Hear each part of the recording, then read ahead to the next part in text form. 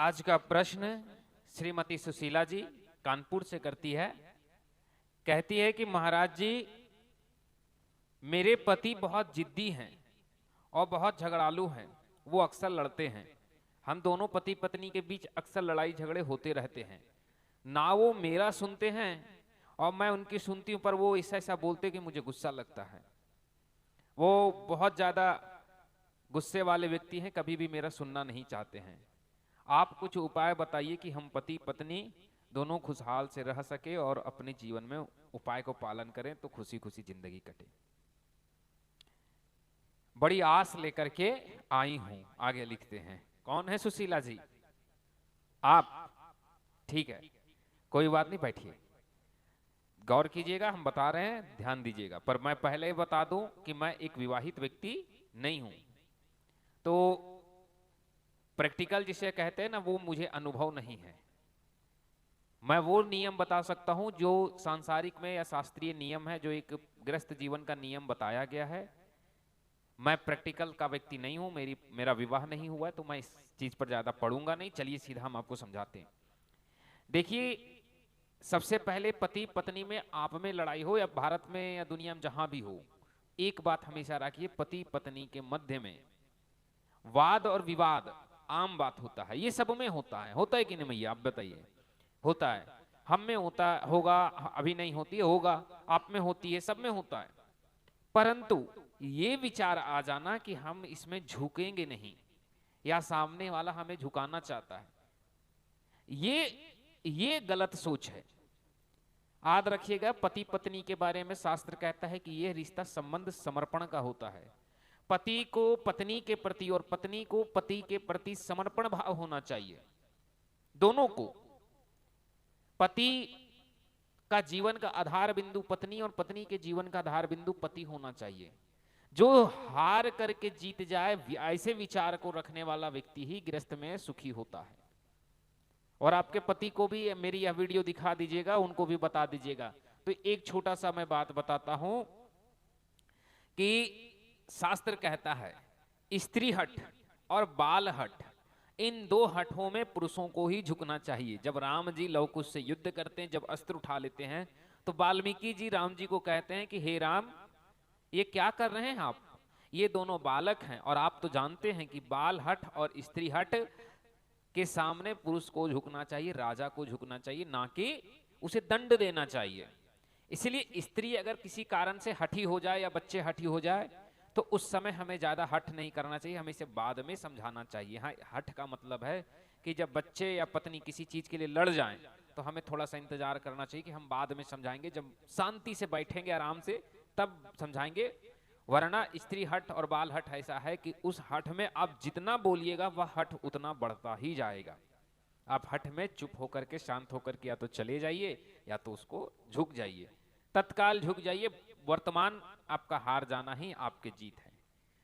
और सबसे बड़ी बात, पति पत्नी का संबंध जीतने और हारने की नहीं होती है, या एक दूसरे को जिताने की होती है। ठीक है, आपने कहा कि आपके पति आपके अंदर रहना नहीं चाहते, तो आप उसे अपने अंदर रखना क्यों चाहते हैं? आप यही सोचिए कि मैं ही उसके अंदर रह लूं, है ना? देखिए, आजकल जो लड़के और लड़कियां आपस में प्रेम करते हैं, उन्हें ये प्रेम ज्यादा आकर्षण क्यों लगता है? क्योंकि वो विवाहिक जिंदगियों में देखते हैं, आज जो हम अरेंज मैरिज कहते हैं, जिसे सामाजिक विवाह कहते हैं, इसमें सबसे बड़ी कमी क्या है? हम अंदर रखना चाहते हैं। हम नई नई दुल्हन को शादी करके लाएं, पत्नी मेरे अनुसार से रहे, वरना घर वाले कहने लगते हैं जोरू का गुलाम है। ये गलत थिंक है, ये सोच बदलिए। ठीक है भैया, पति और पत्नी है, हमारे मध्य की बात है। मैंने एक गांव में एक औरत को देखा, मैं एक छोटी सी किस्सा बताता हूं। वो औरत कहती थी कि मेरा पति मुझे बहुत सताता था, वो अपनी माँ का सुनता था, वो माँ का भक्त था, दुनियादारी, वो अपने पति और अपनी सास का बहुत निंदा करती थी।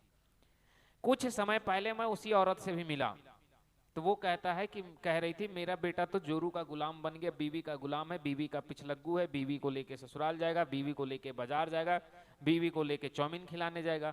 अब मैं सोच रहा था कि सोचो इस औरत की मानसिकता इसका पति माँ की सेवा करे तो इसे माँ का भक्त बता करके इससे दुख था, इसका बेटा बीवी की सेवा करे तो इसे दुख है।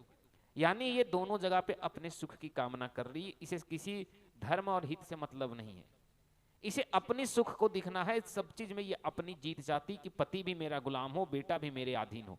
ऐसा नहीं होता है। इस मानसिकता को हटा दीजिए कि पति मेरा संपत्ति है तो माँ बाप भाई बहन इनको छोड़कर मेरे पास रहे। आप पति के अंदर रहिए और पति के परिवार को संभालिए गृह स्वामिनी बनकर के। पति धीरे धीरे एक समय ऐसा आएगा कि वो आपके अंदर रहने लगेगा और उसे आप अपने अंदर रखिए।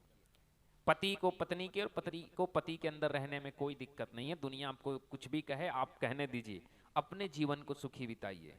हाँ, अगर पति मारपीट करे, लड़ाई झगड़ा करे तो ये गलत है। आप इसे अपने परिवारों के साथ चर्चा करें कि हमारे साथ मारपीट करता है क्या? नहीं। सोचिए कितना अच्छा आपका पति है कि मारपीट नहीं करता, इसका मतलब उसको सामाजिक नॉलेज है। दारू पीता है? नहीं पीता है। देखिए कितनी खुशी की बात है कि ना पति दारू पीता है, ना पति मारपीट करता है। कहीं बाहर अफेयर?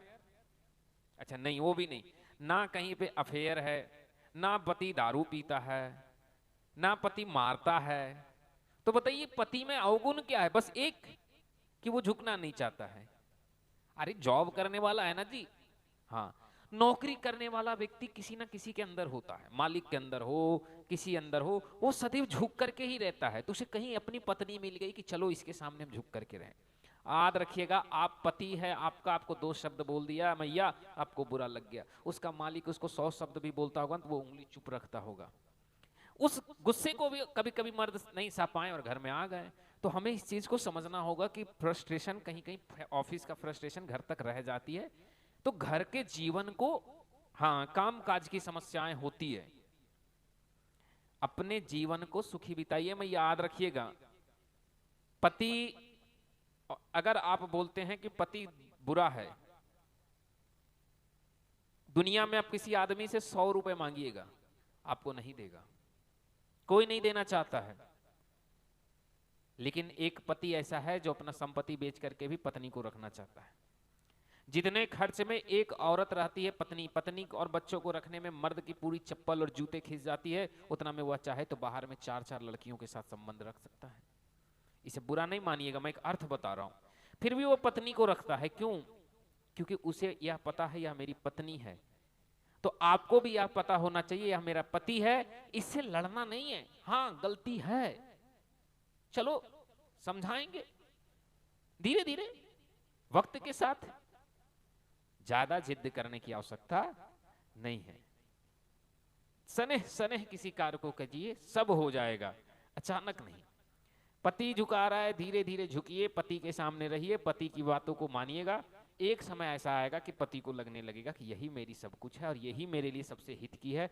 और जिस दिन उसके मन में ऐसा आ गया, उस दिन आपके अलावा उसे कोई नहीं दिखेगा, सबसे बड़ी आप होंगे और आप ही उसके लिए सबसे पहला स्थान रखेंगे। बस वो आपको चाहे और किसी को ना चाहेगा। ठीक है? हाँ ठीक है। जय श्रीमन नारायण, राधे श्याम। और अगली प्रश्न किनका है?